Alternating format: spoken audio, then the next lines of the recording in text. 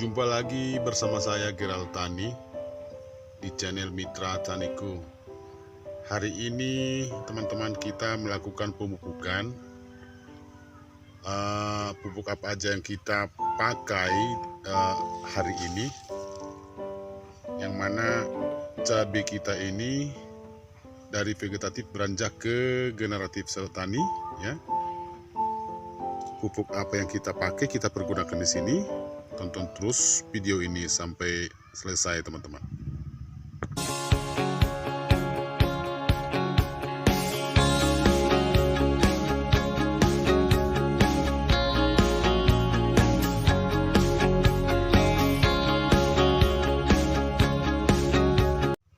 Hari ini ya sahabat tani, kita melakukan pemupukan untuk tanaman cabai kita yang berusia 33 AST, 33 hari setelah tanam ya. Cabai ini sudah dikategorikan generatif ya sahabat tani. Ini sudah menunjukkan pentil-pentil bunga ya untuk jadi pembuahan ya.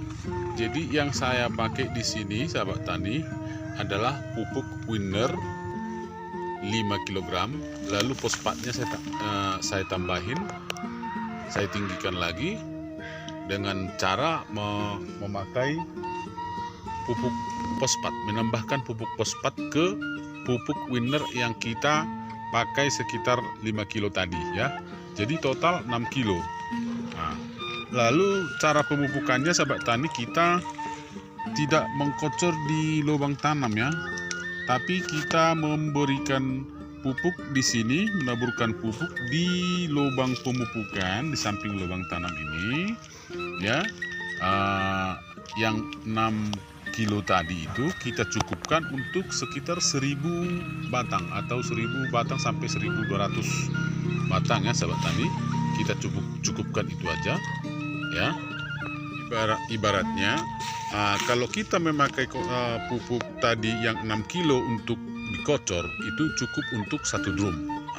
Lalu yang 6 kilo itu karena kita tidak mengkocor, lalu itulah kita bagikan ke lubang pemupukan ini, dicukupkan sahabat tani ya, agar di musim hujan ya, kalau dia terlalu sering hujan, kita nggak usah mengkocor di batang penanamannya ya, di lubang tanam. Kita cukup menaruh pupuk di sampingnya ya.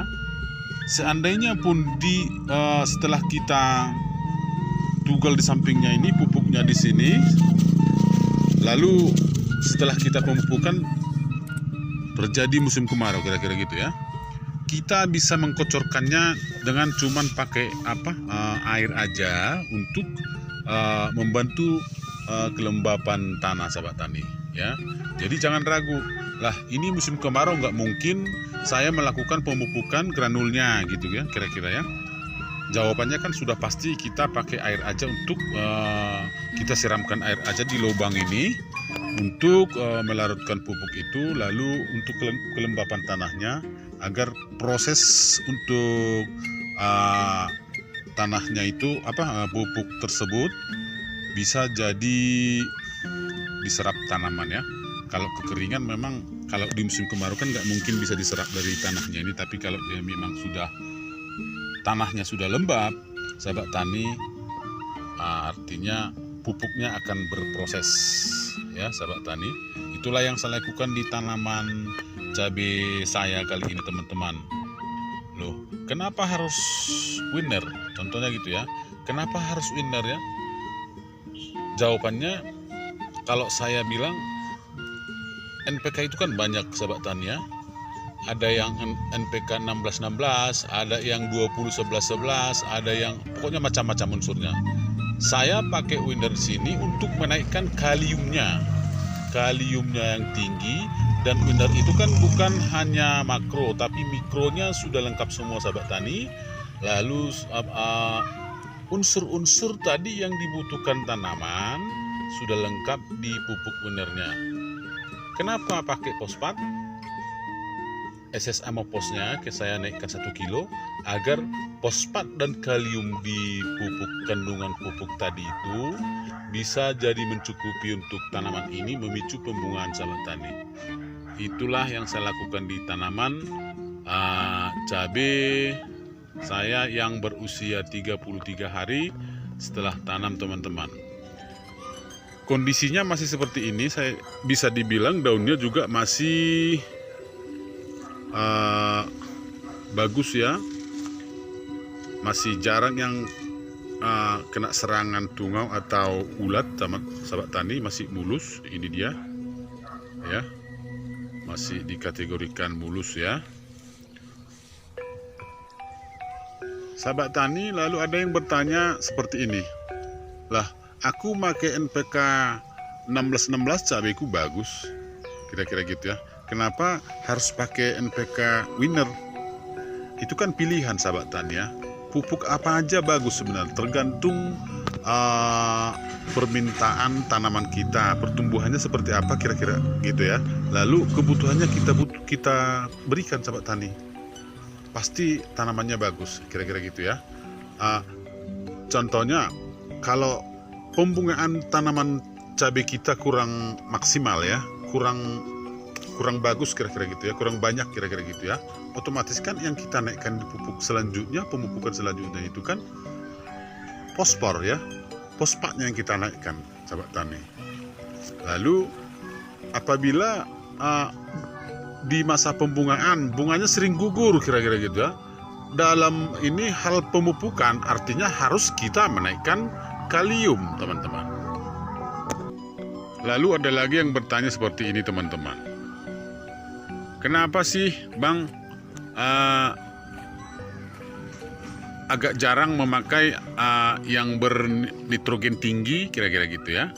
Nah, kita lihat daunnya sahabat tani, dari bentuk daunnya aja ini yang agak lebar ini, nggak mungkin ini, nggak usah kita ukur pH tanah ya, dari jenis tanamannya nggak mungkin ini kurang nitrogen ya, karena daunnya juga kita lihat nih, kalau bahasa sana bilang inilah udah lebar ya, hijau loyo lagi. Nah, ini dia, nggak mungkin kekurangan nitrogen, teman-teman.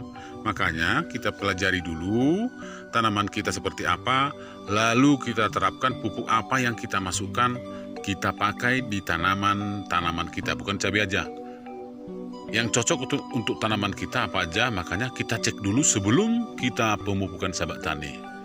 Kita masukkan terus vitamin-vitaminnya, nutrisi-nutrisinya, pasti tanaman kita akan berkembang secara normal ya.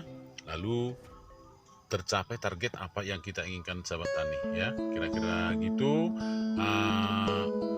Lalu penyemprotan ya, di penyemprotannya kita jangan lupa memakai nutrisi-nutrisi juga, teman-teman. Dari semprotan jangan kita hanya mengandalkan dari pupuk bawah aja ya, artinya maksudnya dari semprotan dari atas juga bisa kita bantu nutrisi-nutrisi yang dibutuhkan tanaman kita, sahabat tani.